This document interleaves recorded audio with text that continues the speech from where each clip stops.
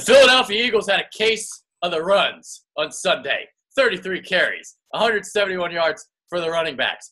Finally, Doug Peterson, he ran the football. Brendan Albert is here. I'm Adrian Fenke. Welcome on in to the Bitter Birds Film Review. Hey guys, excited for another film review, and it's great that we're able to do it after a big win, a divisional win. Really exciting for this week. Yeah, they actually won this week, so maybe the views will be up. You know, it's funny because no one ever wants to watch this when we lose. So please, Eagles, win every week so our ratings are good. I think that's a fair wish, right? Yeah. All right, so we're going to get into our first play that we want to talk about right now. We're going to get into LeGarrette Blount and his 17-yard run that he had up the middle. So, you know, it's funny. You finally put him under center, and he runs the football very well. So here we go. Here's the play. Late in the first quarter. So,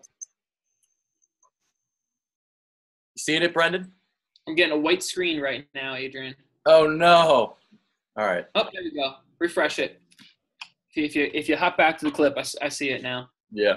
All right, so if we pause it here, Adrian, this was something I was really, really excited about that the Eagles showed more of. They showed more heavy personnel, showed more stuff under center, which is something really exciting because we talked about this, really it feels like all offseason when LeGarrette Blount signing was, how are we going to sprinkle in LeGarrette Blount? And they played him more under center, and we saw a lot more success with that. So I am hopeful that this is something that we see as a common trend moving forward for LeGarrette Blount because he certainly adds a different dynamic of a running back. Obviously, without Sproles now in the backfield, Eagles are going to have to be a little more creative with how they run the ball. Sproles, they're able to say, hey, we'll just go on the gun and, you know, we can go ISO, we can go outside zone, we can do screens, we can do pass plays. Now you don't have that asset. So now you have LeGarrette Blount. So I don't necessarily know if he's going to get more touches than, say, Smallwood is, or if Smallwood gets more. They split evenly on carries, but Blount obviously brings a different physical dynamic than Smallwood does. Yeah. All right, so I'm in full screen. You don't see this, or you do? Do not see it in full screen, Adrian. Okay, so I have to minimize this and make it smaller. There we go. See, yeah, all right. So we can't do this when I'm in full screen, that's all. But I'll try to make this as big as possible. So we'll do it like this, I guess. Perfect. Let's go slow-mo, Adrian, when we get the end zone cam here for me. Yeah. Awesome. All right, guys, so we're in 11 personnel. 11 personnel means one back, one tight end, okay? Now we're in a bunch situation, and one of the things you need to be aware of is the Giants do have one of the better front sevens in the NFL, and honestly, the Eagles just whipped that tail, which was awesome to see. I love this play here by Kelsey. We're going to watch this once, then we'll replay it. Kelsey does a nice job at, first and foremost, not getting beat across his face. In an outside zone play, these are absolutely crucial, or anything outside, the center can't get beat across his face, otherwise the whole play is over. So he does a nice job not getting beat across his face. He gets a little chip there on the defensive tackle, ultimately causes him to fall. Peters is kind of the guy here who gets a little bit in trouble, gets beat across his face inside the hole, and that causes LeGarrette to have to kind of stumble. But LeGarrette is such a physical player, man. He wants to run through the trash. This is exactly why you signed him. I mean, this play here shows you, if you put LeGarrette Blount in winnable situation as a coaching staff, he's able to be effective. So as we kind of see it now from this end zone cam coming up here again, you'll see, guys, that Kelsey's lining up, of course, at center. Does a nice job here at making sure he doesn't get beat across his face by this defensive tackle. Big 94 here, as you'll see him. Yeah, I think that's Tomlinson. I want to say it is. I believe so. Yeah. So Kelsey does a nice job once this ball is going to get snapped here in a moment. Jumped inside from the left end. Okay, he gets a little bit of a shoulder chip on him, and then he does that little bit of a lunge just to clear that defensive tackle, put him on his butt. Now you see here, Peters gets kind of beat across his face with 57, but Blount is able to push through two guys there, a safety and through a linebacker, able to make another defensive back miss. That's three guys making a miss. This is exactly what you want Blount to do. Let him be physical in the backfield. Problem you will see, you don't want your running back to have to hit three people. That's not always a positive situation. But, again, this is a positive thing. And as all Eagles fans, we should hope this type of trend continues in play calling. you can really see the balance that he possesses after contact. Yes. Unbelievable. So, all right, so this is kind of acting up a little bit. Let's see. 15-minute mark of the second quarter. So this is a situation where we're going to talk about Chance Warmack. And, as I talked about in my highlight and recap show yesterday, it seemed like when LeGarrette Blount was in the game, they had Chance Warmack in at left guard. So you run under center, you run along the interior of the offensive line. Chance Warmack, he pushes people back. You look at Stefan Wisniewski, on the other hand, he was in a lot when Smallwood and Clement were getting carries. So you look at his situation, better movement skills, more athletic, can get along the boundaries on the pulls and the outside zones and the sweep stuff. So this is an example of where they tried to run outside the tackles with Chance Warmack, and it didn't go too well. So I'll let you break this one down. Yeah, the end zone view is going to do us a great justice in this one. So we'll just kind of look at it firsthand here, and you can just see, Chance Warmack just doesn't have a shot. Yeah, this is just tough. Chance is a phone book fighter. He wants to fight in that phone booth. That's really where his skill set is, getting him in space. Pause it for me, Adrian.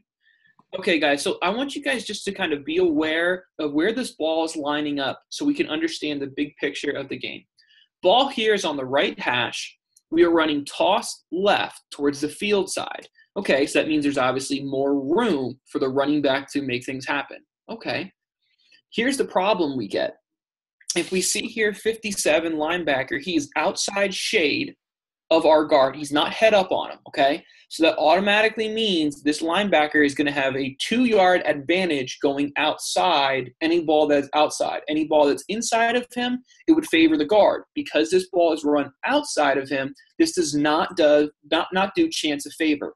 Also, the fact that Chance is toward the field does not do him a favor again because he is more physical. He wants to be in close space. He is better served when he's on boundary runs. Now, you're not going to move guards left and right every single play because eventually it just becomes a huge tell. But I just want you to understand this play here is a little bit of a tough situation for Chance just right off the ball. So just right off the snap here, this play does not favor Chance very well, okay? Either way, this goes back to stuff we talked about in our Kansas City review last week, Adrian. We said, hey, Chance is going to get his shot, and this is a play that if Chance would have been able to make these plays, I think he would have been able to solidify a starting guard spot. But he's exactly what we thought. He's not great in space. So as you play this play, Adrian, here, you'll see. You also got beat for a sack earlier. Yeah. Chance just can't get across his face. He's just not athletic enough. I mean, and that's okay. So maybe the future for Chance Warmack is coming in and playing center, or maybe he's just going to, have to be that guy who you only can run at the boundary side. You obviously don't want that, but simply the play, that play there, everyone else did their job. Chance just gets beat across his face, and you can't have that. Yeah. All right. Third quarter, 14-10 mark. It's another LeGarrette Blount run. I believe this is actually one where they ran outside the tackles, and it worked. So he rumbled, bumbled, and stumbled for 20 yards. And this was, I believe, when Stefan Wisniewski was actually in the game at this point. So Wisniewski started the second half, but then Warmack came in at some point later in the third quarter. Yeah. Here we go.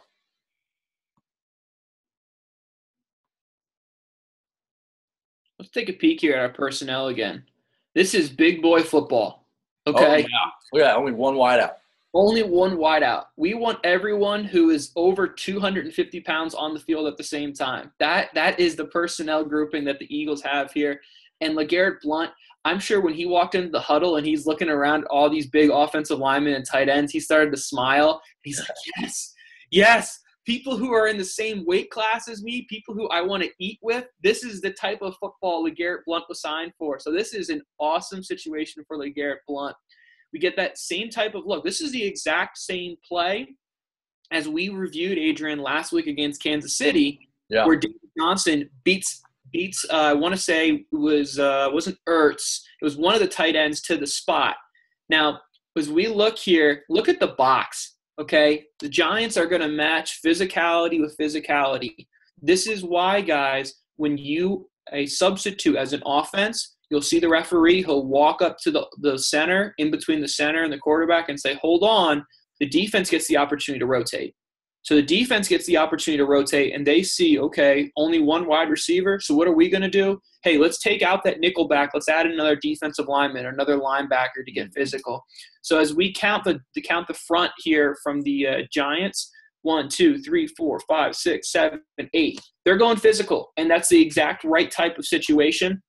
This is going to cause the Eagles to say, look, this is big on big blocking. You know, you're not asking guards to have to pull out in space and kick out a small safety or a corner. You're just saying, hey, we are going to be more physical than you and punch you in the mouth. And this is awesome. This is huge news and huge, huge signs for the Philadelphia offense here.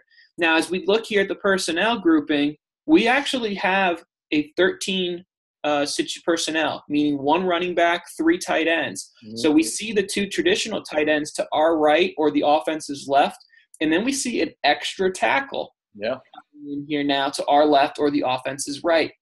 Now, as we kind of play this through, Adrian, and we talked about this in our Chiefs preview, and guys, if you haven't, I really do encourage you to go back and watch that Chiefs one. It's really interesting stuff. In this play we talked about Kansas City, Derek Johnson, was able to beat him to the punch. Watch 52 here. See how that one step, Adrian, if you go back one frame right before the ball snapped, this is really going to show you a great example of an elite linebacker versus an average linebacker. Look how 52 takes steps forward, right? Mm-hmm. This is outside play. Because he's getting sucked in, this is going to allow our offensive lineman more time to come around, be able to get that little clip block. And, dude, I'll take LeGarrette Blount in the open field against any safety, because even if LeGarrette Blount can't make a miss, more often than not, LeGarrette Blount's going to put a shoulder down and going to get a nice little red and blue face print right here on that shoulder pad. That's what LeGarrette Blount wants to do in space. Awesome job here by LeGarrette being able to make guys miss. He certainly isn't nearly as shifty as the other backs that Eagles have on their roster, but this story is flat out about the offensive line whipping tail up front. Yes, the offensive line was tremendous on Sunday, and another perfect illustration of this great offensive line, how great it was on Sunday, this Corey Clement touchdown run. You had perfect blocking all the way around from Peters, Wiz, and Kelce on this play. You know, I know that Jason Kelce gets a lot of shit here in Philly, but when he's utilized correctly, because he's one of those zone blocking types, he's a smaller center. You got to get him on the move. So you get him pulling and you get him sealing. That's what he does. You can't ask him to push people back. That's not what he does best. Unfortunately, like the offense, I think Doug wants to have some power. I think that's what Doug wants to do. But the personnel doesn't really dictate what the strengths are on the offensive line. That's very well said, Adrian. You know, and that first clip we reviewed, guys, is exactly of what Kelce's ability is. Being able to move laterally, get in space, and keep going to the second level. That's what he wants to do. Where he struggles is when there is a 3-4, i.e. what Kansas City was, and there's a big defensive lineman head up on him, he's going to struggle there. Guys off shade of him, he'll be better suited. So against a 4-3 team like the Giants, it favors him much more than a 3-4 look. Oh. How do I get out of here? All right. So here we go. So basically, you know, it kind of reminds me of the Michael Kendricks thing. You know, everyone hated Michael Kendricks, but it was because Michael Kendricks struggled because they weren't utilizing him correctly. He's an A-gap blitzer. He ranges sideline to sideline. That's how you got to use him. And now that they've used him correctly, it's like, oh, all of a sudden he's back in Philadelphia's good graces. Well, it's all due to the coaching staff. They didn't know how to use him right. The NFL is about matchups. It's about matchups and usages of players. You know, so there's tons of guys in the NFL that, you know, are really valuable to one team and less valuable to another. Mm-hmm. All right, so here we go. Here's the play. As I stop talking now and let Brendan do his thing. Here we go again. Here for big boy football. Yes. Big boy football. Big boy football. This is exciting stuff. Okay. This is Look at that block by Kelce, dude. Oh my God.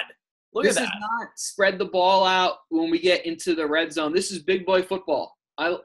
This is so exciting stuff when we start to get closer to the goal line. start getting big boy football in. We saw it against Washington. We saw it against Kansas City. They were still in 3-4 receiver sets within the 20-yard line, and it's like, what are we doing? Let's get physical. Let's get nasty. So this is another example here. 13 personnel is what you're going to see again, guys. Again, 1 running back, 3 tight ends, and then your receiver at the bottom of the screen. So we'll just let the play go, and then when we get to the end zone angle. And it's the same look we talked about earlier, guys. We have an extra tackle on the left side playing in place of a tight end, two of our traditional tight ends on the right. We run outside zone left towards that tackle. So there you go. You can see the extra 2 tight ends on the right side, and you got Big V here, that extra lineman that Doug Peterson likes to utilize. He likes to utilize that at times, that extra, the 6 offensive lineman package. Yep. So, slow it down. I'll let you do your thing. I got to shut up. No, you're okay. And it's just big boy football. I mean, it didn't go slow. Go slow. There we go. In the end of the day, guys, football is about one big man pushing another big man. You know, we can complicate it as much as we want, but in the end of the day, it's all about the trenches here. Do a nice job here. Again, Kelsey's free now, right? So Kelsey almost falls, okay? Oh, yeah. So this clip here was milliseconds away from being a come-on, man moment, because if Kelsey falls in the backfield, this play's in trouble. And, and everyone in Philadelphia should be looking up into the rafters, looking where the sniper is that shot Travis Kelce in the ankle that made him go down, okay? Because there was no one around him here. But we do an awesome job here on the left side. Everyone here is going to snap back that defensive lineman and get a good drive. Kelce does a nice job here coming out in space. Slow and steady wins the race here. Okay. Get a great little pull block. Kicking outside, kicking out Landon.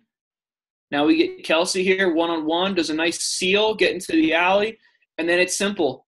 The running back and the quarterback can't block anyone, right? So the running back, you're going to have to make someone miss. Smallwood's able to make that one guy miss, touchdown, and we're playing the Fly, Eagles Fly fight song, and everyone's all excited here. Big boy football, really exciting stuff.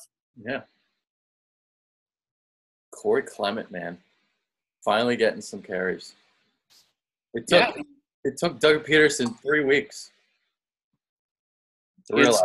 Yeah, I mean, he had 6 carries. Smallwood had 12. Blunt had 12. I think the running back by committee approach is the right approach here in Philly. It means as fantasy players like you and me, Adrian, all 3 of these guys are a bit of a gamble. You know, they're all really, really going to be touchdown dependent. You know, each one of them will have a better week than the other just based on which one of them scores a touchdown.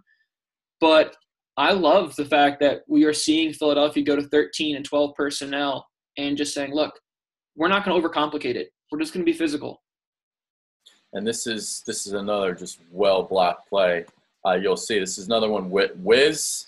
I believe Kelce, too, on this play. I'm trying to remember this one. Yeah, huge hole. Wow. 7-man box. It's just simple, big on big football.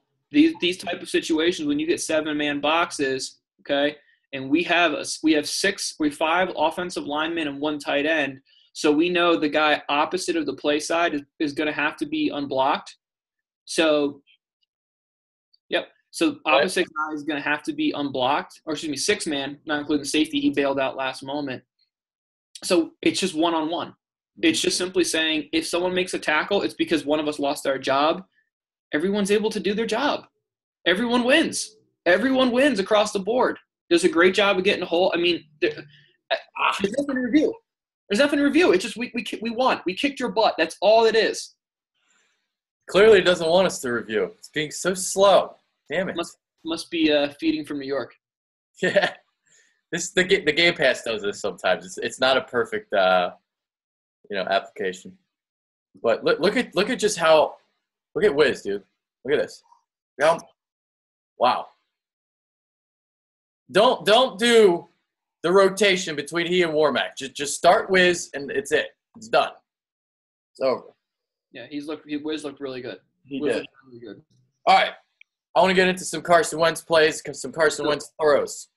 So the first thing we're going to get into is discuss if it's possible to complete a 19-yard deep out in 6 seconds or less.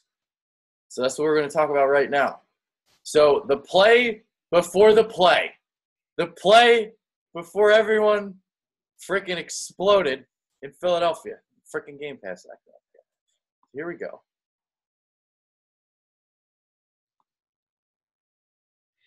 All right, so we're gonna get a bunch set here. Okay, now Adrian, do me a favor, pause it.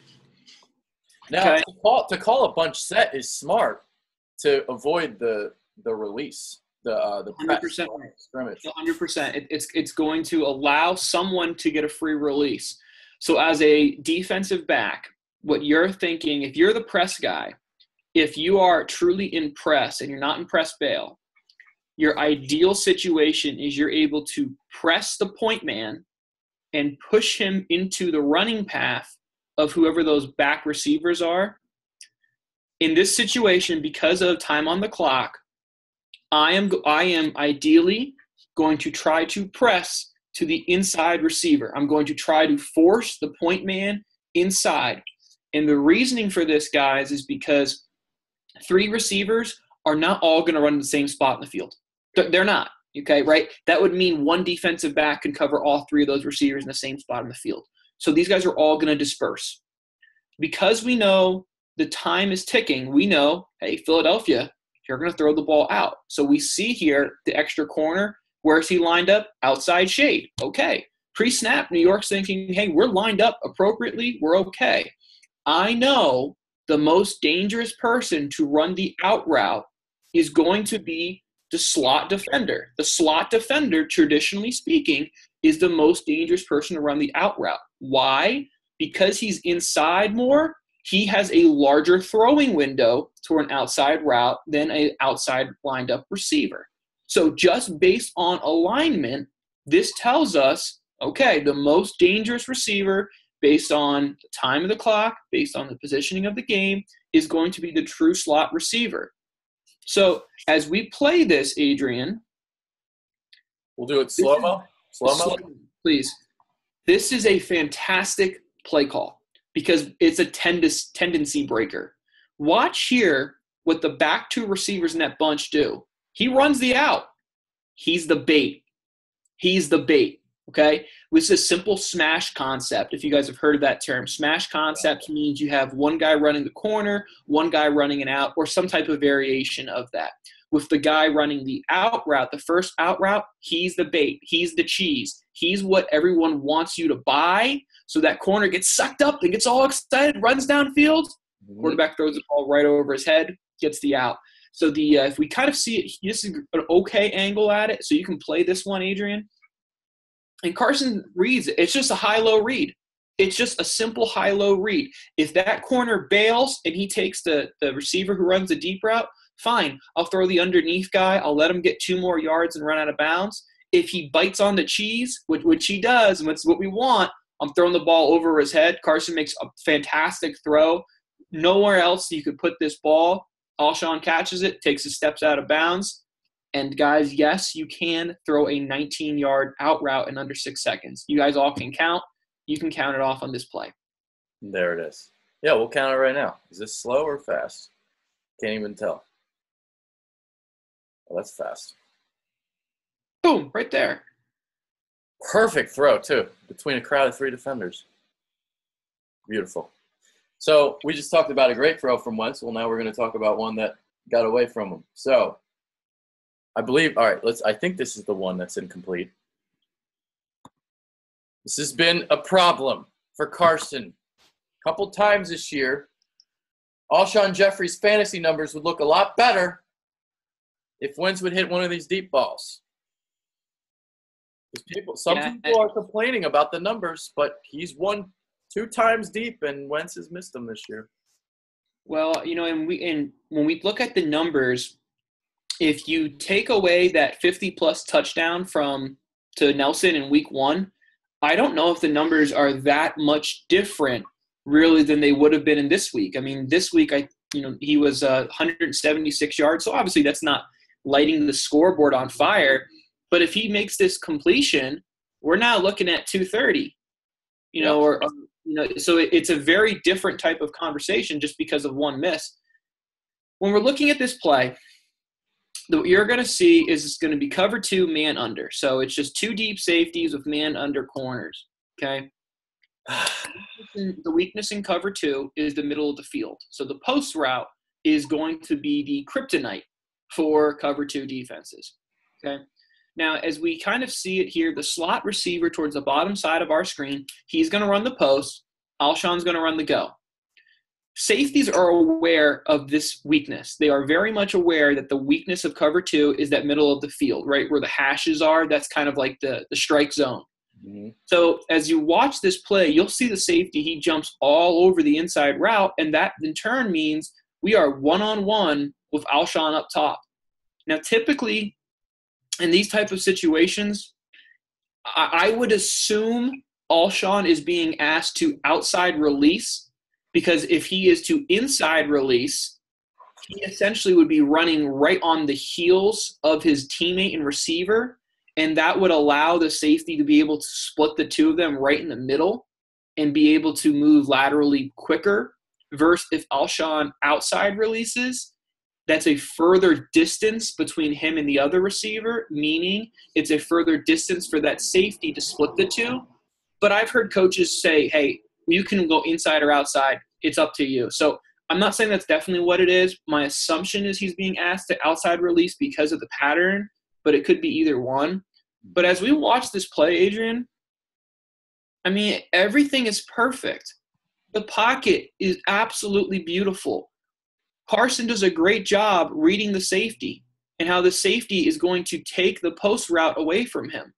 Perfect. That's exactly what we want. Everything here is our dream scenario. We win outside one-on-one. Alshon stacks him. He's on top of him. And the ball is just thrown out of bounds. There's nothing schematically. There's nothing about the mechanics here when I looked at the end zone view that was a concern for Carson. Mm-hmm. It's just a flat miss. And you know what? NFL quarterbacks, it's going to happen. They're going to miss. You just pray that when they miss, it's not for a 50-plus yard touchdown like it was this time. All right, so let's go quicker. And look at the pocket here, man. I mean, the pocket's going to be beautiful. Yeah, look at this. Can't complain about the offensive line yesterday or Sunday. No, everything is perfect here. And Carson reads it the whole way. I mean, it's not like it's a misread. He has plenty of time to step up and throw. He's even able to take his mouthpiece out. The pocket is that pretty. And it's just a miss. I watching that, it doesn't look like anything mechanically is wrong either. It's just a miss. And like I said, misses are going to happen, okay? So, like, we can't crucify a guy because he makes one miss of a throw. You just hope when it's a miss, it's not for a 40-plus yard touchdown situation. Oh, don't worry. No one's crucifying him in Philadelphia. By God, if you talk about this missed throw, you get crucified. That's the way it works right now. All right, so let's get into the 3rd and 8 scramble. Now, this is what makes him special because he's 6'5", 200, whatever he is, 240 pounds or whatever he is. For a man that size to move like he can, to make several tacklers miss, it's incredible. To move the sticks.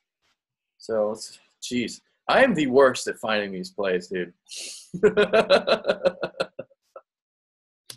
should have you could do the plays. Where's the damn thing? Let's see. Here we go. Second quarter, 2:12 or 2:22. Oh, 2:51. Not even close, Brendan. Good job. All righty. Why you're a coach. So with this play here, we get motion and pause at Adrian. Okay. So as a defensive back, we can see Janoris Jenkins. He is betting on the odds. And the odds say if we get 2 tight receivers, tight split receivers or eligible pass catchers like we do with a tight end and a receiver here, odds say either one of them is coming out or someone's crossing across the field. Odds tell us that's what's going to happen. This is another thing I liked with what they did with the play calling. It's a tendency breaker situation. Now, when we call routes for receivers, typically we're going to ask them to be on different levels, anywhere between 3 yards and more. Anything less than that, It doesn't do us a great deal of favor because it doesn't give us great passing windows, and it also allows linebackers and safeties and corners to be able to kind of split the difference and be explosive enough to make lateral movements. Most really good corners, a 8-yard window for them, they're able to drive 8 yards in any direction and break it up. That's a rough number. So as we play this play here, Adrian, take a peek, guys, at the bottom of these two guys on the screen. I think there's a bit of a mix-up here. I think there's a confusion as far as which one of them has the deeper route. And my assumption here is it's going to be Ertz. But as we kind of see it, they're pretty much in a follow pattern. It's possible that was the play call. I'm not saying it completely unlikely, but it's not super common. So I'm going to say, and as we kind of look at the play from the end zone view, is going to do a better job of this, that Carson, he reads that, and he reads that there's some type of confusion or something's off there. And that's why as soon as he comes off that read, you'll see he tucks the ball down and starts to make something happen. Mm-hmm. And Adrian, like you said, look, he's not Aaron Rodgers. He's not Michael Vick. Let's not get carried away. But he's able to gain 12 yards here on a critical third down. Yeah. All right, so here's what we'll see again, okay? So again, same thought process. Okay, we have our two receivers here on the left. It wouldn't surprise me if this was the play call. I'm not going to lie. It's Doug. It's very possible. I just don't think it is because it's 3rd and 9. I don't think you run a follow pattern under 6. That's the reason I don't think it's the play call. Because I mean, both of these guys are almost at the exact same depth, and as you can see here, the linebackers are pretty much able to cover both of them very easily. Carson comes off that read, says, maybe I'll do scramble drill. Nope, love this. Make one guy miss. Now it's time to run. Okay. Now, I'm not going to criticize Carson here for his running ability. That's not really what's important. I would have rathered him get up the field here and take a slide rather than him keep trying to cut back on people. I mean, he's not LaShawn McCoy. I just get the ground, and then when you see clean ground, it's not only clear ground for you to get yards, it's clean ground for you to slide and stay away from contact. I would rather a quarterback do that every single time than keep trying to make guys miss. And maybe he makes one miss, but maybe he takes a big shot. Either way, awesome play here by Carson. You're able to move the sticks. Great job. Do you know how many times I've seen Doug Peterson call play on 3rd and 8 short of the sticks? It happens all the time. So it wouldn't be surprising if that was the call. And you can call plays short of the sticks if you're very confident in two things. One, you're going to get man coverage, which, to be fair, the Giants are a very heavy man coverage team. And two, you're very confident that your guys can win in space. I think that's fair. I think that's a fair kind of assumption on both. But to me, I don't like ever calling a play short of the sticks. If I'm throwing the ball, I want him to catch it in front, first down. Yeah. And not only does he call short of the sticks, he'll call 3rd and 8 screenplay, or like a 3rd and 8. He'll flip a wide receiver out, flip a wide receiver screen out there, and it doesn't work ever. So you can do it if it's a tendency breaker. You can't do it if it's common. That's the problem with those. Well, it's common. That's the problem. That's the problem, right? And that's what we talked about in the film study last week with the Chiefs game on that 3rd and 12 screenplay. That was common. The Chiefs knew that was coming. Right. Again, I talked about this, with that out route that he threw. I talked about this with the pattern that we just saw. It has to be tendency breakers. If it's not a tendency breaker, you can be an average person in the film room and know that the most common play is the first 3 or 4. And if you see that, you can react to it. Now, this play I just didn't understand. I just don't understand why you go for it in this situation. Yeah. So okay, so he explained it during his press conference. Now, I'll have to watch it again. But so according to Pro Football Reference, the percentage of getting a 4th down and 8 is 18%. And Doug said his number was 33%. So that's a huge discrepancy between numbers there. I don't know what the hell they were looking at. I am going to have to look at this further. And I'm going to. I might actually do a FedQ focus on this. Because I, at the end of the day, I like Doug's aggression on 4th down, not on 4th and 8. On 4th and 1, when you sneak it with Carson, I'm cool with that. And we saw it a couple times in this game. But a 4th and 8, up 7-0, all the momentum in the world, The Giants weren't able to move the ball. You pinned them back. They were struggling to get a first down, let alone trying to string a bunch of them together. So this 4th and 8 call, I hated it. So I'll let you go now. The only other option as far as rationale, you can tell me percentages and all that, and that's all well and good. The only other thought process that a lot of coaches have, and this is kind of that no man's land between the 45 and the 35 is kind of no man's land, where it's like we're probably not confident in our kicker, but we're also a little worried that if we punt it, it'll be a touchback, and then the net would only be 15 to 20 yards. But that's kind of like what the thought process is. And I understand that, but exactly like you said, Adrian, I've watched my defense flat out dominant, and I've watched Eli Manning look confused and off the mark. And at this point, I am playing game management, and I am trying to give my defense winnable situations. Worst case scenario here, you punt it, it's a touchback, and they get the ball in the 20. That's a much better situation, of course, than what we have here. I just really didn't like this play call at all. Yeah, he has no feel for the game. He goes off this script and these numbers, and I don't like it. Like, if you're playing the Patriots, right, and you're going score for score with each other, and you go for this 4th and 8, that I'm okay with. That actually isn't like a terrible idea. What do you think about that? Like, I don't think that's terrible. I see. It depends on where your train of thought is, because I'm a defensive-minded person. Yeah. So my thought process is I'm going to minimize opportunities for you to score every single chance you get. I'm going to give you shortest field position. I'm going to try to give you as least time as possible. So I understand the score-for-score thought process, but I don't think realistically that Carson Wentz within the next year and this year is going to be able to outscore Brady.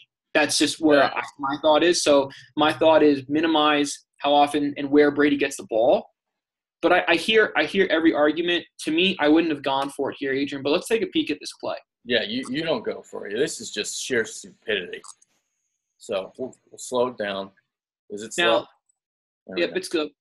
Now, what we're going to see here, guys, you're going to see a window open up just around where the first down marker is going to be. And this is the throw from everything I have read that people are saying, he's open, throw it. I go back and forth on this. Because I like the fact that Carson is taking away risk plays. That was something he didn't do a great job of his rookie year, which is common. Yeah. And as you kind of see it, pause it, Adrian. Okay. As you kind of see it here, we look at the 30, and you can kind of see there's a bit of an open window. Yeah. So if Carson is able to drive this ball in there, in theory, yes, he could make this throw. But I don't love the idea of forcing the ball. I know a lot of people are going to say, well, it's 4th down. Force it. That's fair. But here's what happens. If you force it and they undercut it, that's a touchdown the other way because you have no one in the flats. So if you look at it here, Carson's already come off this read. Adrian, is it possible for you to go back like 1 second, maybe a second and a half before Carson kind of flips his hips here? Let's see if the game pass will work with us here. Let's see. All right. Where do you want me to pause it? Right here. Right here? Is this good? Yep. Okay. So Carson knows the play call is for LeGarrette Blount to come out and sit right in front of the center and the guard. He knows that the top receiver is running a go, and he knows that his slot receiver is running more of a post. So there is nothing that is going to threaten the nickel back here to take and get out to the flats. For example, if LeGarrette Blount was running an out route, this would have been at least a bait for the nickelback to have to expand, chase LeGarrette, and then in turn open the window. Yeah. So because Carson knows that, and he is a bracket situation coming here from I think that's Nelson there around the 40, he knows this is going to be a really tight window. And this is probably not a great possibility of this ball being completed. It's possible it could be, sure, but it's more likely the ball is either tipped or intercepted. So personally for me, because you're, again, making this play call, which I didn't love, to go for it, but if you go for it, just check it down to LeGarrette, and if LeGarrette gets the first down, great. If not, at least he doesn't get it sacked, and at least he doesn't turn the ball over. There's worse options that happen if he doesn't check the ball down here. I'm just trying to. Yeah, there's no window there. That's like I have read things on different type of media outlets from Philly that's like, oh well, there's an open window there. If you look at Nelson, I'm like, What does he think he's going to get it over the defender? And yeah, like I said, I don't love it. That's the only thing I've read because it's just great coverage all across the board. This you're not fitting that in there. That's nitpicking if you think you're going to fit that in there. I agree. That's nitpicking. All right, so one more play before we depart. And the reason why I have this play, I know that you're a defensive backs coach, and the progression of Rasul Douglas right now, he looks like he's progressing nicely. So this is the interception that he had. Perfect coverage on Brandon Marshall. Rode his hip along the sideline and just played the ball beautifully. I mean, just so he led college football last year in interceptions, and you can just see the ball skills on this play.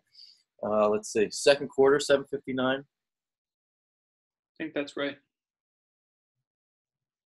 I wish I could just like set up all these plays in advance and just like go down the list. I don't know if that's possible. Maybe it is. Have like a high or a like a stream. Yeah. Instead of doing this all the time. But all right. So do you want me to pause it right here? Or you want to go? You can let this guy play. Yeah. We won't spend as much time on this one because this is the last play right here. Yep. Hey, we're just in simple quarters coverage here, okay, and it's just deeper than the deepest in this situation. Yep. There's nothing really complicated. Tight end goes inside, so the safety takes him. So now it's a one-on-one matchup with a rookie corner on one of the better receivers of the last decade in Brandon Marshall. Okay, I understand in theory why Eli said, you know what, I'm going to give my guy a chance, but Rasul played it perfect. Yep. I mean, he does a good job of keeping hip to hip with him. He does a really nice job of kind of shrinking the window. And what you'll notice is what Rasul does as the ball is thrown, or excuse me, as this ball is snapped, he does a nice job of shrinking the window, getting closer and closer and closer to the sideline. Very similar to basketball. You know how we do like a lot of boxing out and things like that. It's the same general thought process here. And he slowly starts inching his way. Because he reads Brandon Marshall's called pattern matching. He reads Brandon Marshall's outside releasing. So what does Rasul do? He keeps outside releasing on top of him. Stays a good job on top of his hip.